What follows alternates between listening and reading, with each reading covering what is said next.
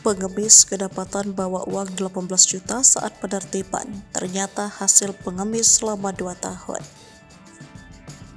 Pengemis berusia 72 tahun ditangkap dan diamankan petugas Satuan Polisi Pameng Praja saat menertibkan pemerlu pelayanan kesejahteraan sosial.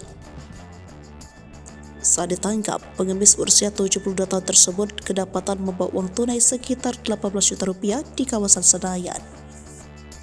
Petugas Satpol PP mengamankan pengemis berusia 72 tahun tersebut saat sedang mengemis di sekitar JPO di Jalan Sudirman, Kebayoran Baru, Jakarta Selatan pada Minggu 16 Juli 2023.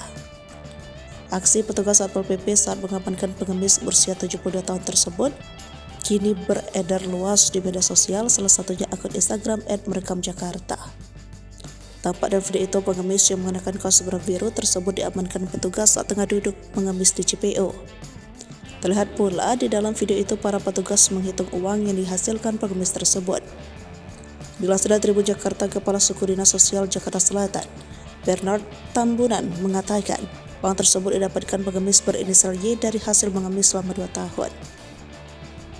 Ia mengatakan saat ini uang tersebut dititipkan di Panti Sosial Bina Insan Bangun Daya 1, Kadoya, Kembangan, Jakarta Barat. Ia juga sudah dibawa ke panti sosial tersebut untuk mendapat bimbingan. Ia menyatakan bahwa Bapak Y berjanji tidak akan mengulangi perbuatannya setelah selesai mendapatkan bimbingan dari panti. Ia juga mengungkapkan bahwa uang sebesar 18 juta rupiah yang dimiliki oleh pemulung itu diperoleh melalui mengemis. Saat penangkapan, petugas belum menemukan uang sebesar belasan juta rupiah tersebut.